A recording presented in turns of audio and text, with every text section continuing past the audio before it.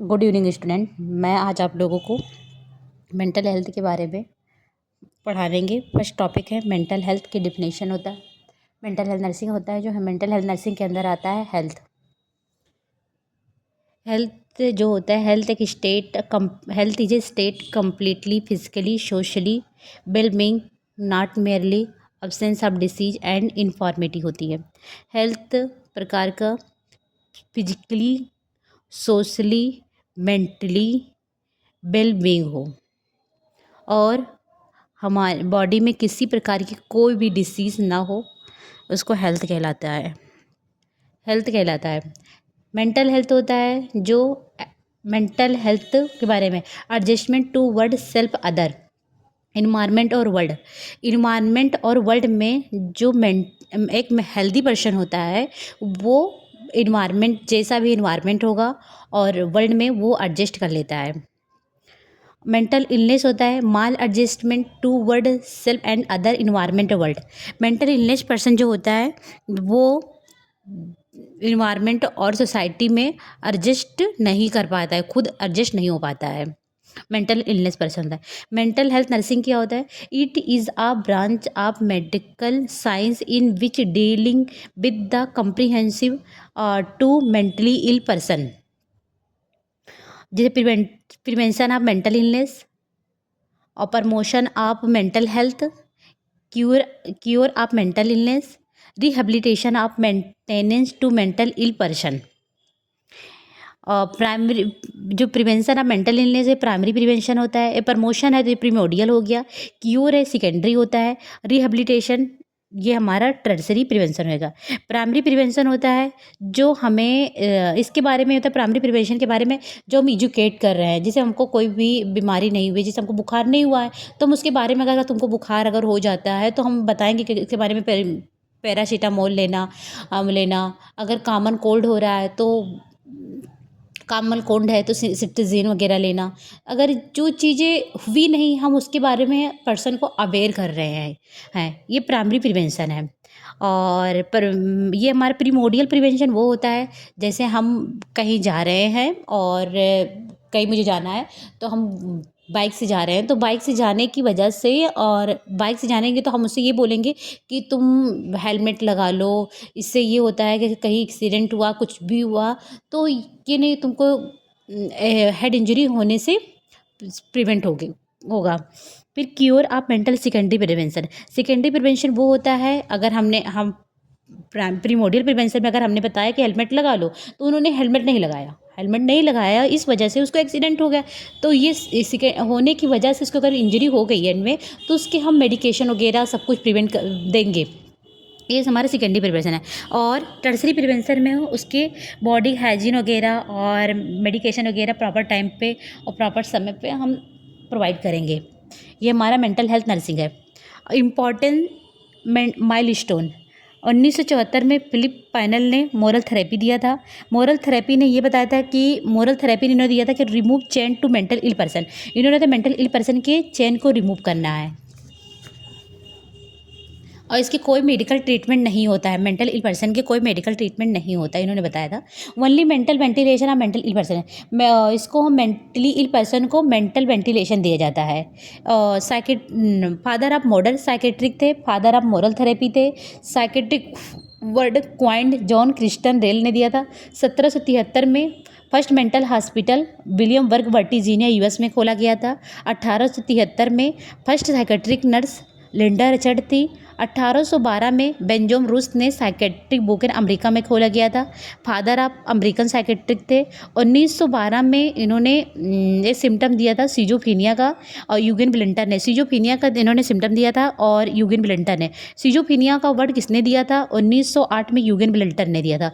और इन्होंने 1908 में क्लिट वियर ने इन्होंने बताया था कि पेशेंट ऑफ मेंटल हॉस्पिटल, इन्होंने एक मेंटल हॉस्पिटल में रह के इन्होंने एक मेंटली इनको किसी प्रकार का डिसीज़ हो गई थी सिजोफ्रेनिया की, इन्होंने हॉस्पिटल में रह के खुद पे ही किताब लिख दिया था। मतलब कि right book the mind found it self, खुद के माइंड के ऊपर ही किताब लिख दिया था इन्होंने क्लिट फोर्ट ने बियर ने। 1890 में विलियम जेम्स ने write wrote a book a psychology American English. इन्होंने अमेरिकन इंग्लिश पर साइकोलॉजी के ऊपर बुक लिखी थी। इसके पिता कौन है? अमेरिकन साइकोलॉजी थे विलियम जेम्स के। फादर ऑफ साइकोलॉजी कौन थे? विलियम ऑन्ट थे। Modern of psychology Sigmund Freud थे। फादर ऑफ साइको एनालिसिस कहलाता है। Father of ego defence mechanism Sigmund Freud थे। 1927 में इन्होंने इंसुलिन शॉक थेरेपी दिया था। किसने दिया था? सेकेल ने दिया था। और इंसुलिन शॉक थेरेपी क्या होता है? अगर हाई डोज इंसुलिन लगेगा, जैसे 100 हाई डोज इंसुलिन होता है 100 से 150 माइक्रोमीटर तक होता है। ये सबक्यूटेनियस भी लगता है और आईवी भी लगता है। और कब तो 450 यूनिट तक दे देना अगर हाई डोज है। अगर हाई डोज ऑफ इंसुलिन होता है, अगर हाई डोज इंसुलिन की वजह से अगर हमने इसको डोज ज़्यादा प्रोवाइड कर दिया अगर इंसुलिन का, तो इसमें ये क्या होगा, इसमें ये क्या होता है कि अगर हमने उसको पेशेंट को हाई डोज इंसुलिन दे दिया है, अगर 100 से 150 से अगर 450 यूनिट अगर उसको दे दिया, अगर पेशेंट को 267 शुगर है, अगर हमने उसको उठाकर 450 यूनिट दे दिया, अगर देने की वजह से उसको पेशेंट होता है, ये कैसे पहुंच जाएगा? हाइपोग्लाइसेमिक शॉक में पहुंच जाएगा। हाइपोग्लाइसेमिक शॉक में जाएगा तो ब्रेन में इलेक्ट्रिकल इम्पल्सेस ब्रेन में जनरेट होगा। जनरेट होने की वजह से न्यूरोकेमिकल में चेंजेस आएगा। जब न्यूरॉन्स में चेंजेस आएगा तो सीजर डेवलप होगा। सीजर डेवलप होगा किस टाइप के सीजर? टोनिक भी हो सकता है, क्रोनिक भी सीजर किसी भी प्रकार के आ सकते हैं। ड्यूरेशन ऑफ शॉक करीब 1 आवर तक रहेगा, शॉक रहेंगे। ट्रीटमेंट ऑफ हाइपोग्लाइसेमिया, अगर हाइपोग्लाइसेमिया को ट्रीट करना है तो एनजी ट्यूब के थ्रू देंगे हम। हाइपरग्लाइसेमिया सोल्यूशन देंगे और D25 भी देंगे।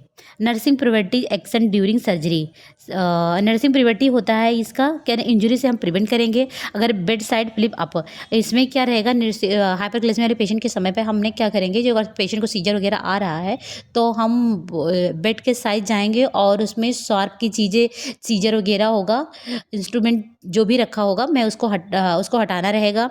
और बेड को होता है 30 डिग्री पर हम बेड को एलिवेट करके रखेंगे और पेशेंट को बांध के भी रखेंगे ताकि उसके इंजरी और हाथ और पैर पटकता है ना, इस वजह से पेशेंट को इंजरी होने के पूरे पूरे चांसेस रहते हैं। After seizure head turn outside, seizure के बाद हेड को हम जो हेड होता है उसको टर्न आउट कर देंगे, पोजीशन को चेंज करते रहेंगे। और 1936 में इन्होंने बताया फ्रंटल लोबोटॉमी होता है। फ्रंटल लोबोटॉमी क्या होता है? इसमें हमें फ्रंटल लोब को रिमूव किया जाता है, इसका सर्जरी रहेगा। ट्रीटमेंट किस में देते हैं? सिजोफ्रेनिया में। और 1938 में इन्होंने ईसीटी का डिस्कवर किसने किया था? इलेक्ट्रोकन्वर्जन थेरेपी का लिगोसर्टिल एंड लिंकोबेनिन ने। और 1949 में लिथियम का फर्स्ट डोज किसने दिया था? मेनिया ने, जॉन कोट ने। और 1952 में फर्स्ट एंटीसाइकोटिक ड्रग कौन था? क्लोरोप्रोमाजाइन था। मैक्सिमम सेडेशन होता है। 1812 में 1912 में इंडियन लूसी एक्ट बनाया था। और 1982 में नेशनल मेंटल हेल्थ प्रोग्राम बनाया गया था। और 1987 में नेशनल मेंटल हेल्थ एक्ट बना। 2013 में इन्होंने national mental health care act bill pass हुआ और national mental health care act bill pass किया गया था 2013 में। 7 अप्रैल 2017 में इन्होंने national mental health care act बनाया था और इन्होंने फ्रंट प्रेसिडेंट दिया था। 29 मई 2018 में इन्होंने national mental health care programme को वो लागू कर दिया था। देखो यहाँ पे ये हुआ, इसका मतलब ये हुआ, देखो 2013 में national mental health care act programme हुआ तो उसका बिल पास हुआ था। बिल पास होने के बाद ये प्रेसिडेंट के 7 अप्रैल 2017 में ये प्रेसिडेंट के पास पहुंच गया था और 29 मई और 2018 में पूरी तरह ये लागू हो गया था। National mental health care act लागू हो गया था। हाँ, और वर्क इन फोर्स इस पर लागू होने के बाद ये इस्टेब्लिश भी हो गया था, इस पर वर्क होने लगा था। और आज misconception of mental ill person, पहले ये लोग मेंटल जो इल पर्सन होते थे उनको गलत धारणाएं तरीके देखा जाता था। उन्होंने कोई कहता था कि जो मेंटल हेल्दी पर्सन होता है, जो दिमागी से तौर से प्रॉब्लम रहता है, वो ये कहते थे कि जो भी पर्सन जो होता है, क्या नाम है, इसको जीने का कोई हक नहीं है। वो सब लोग यही बोलते रहते थे। आज का क्लास यहीं तक, आगे कल कंटिन्यू करेंगे।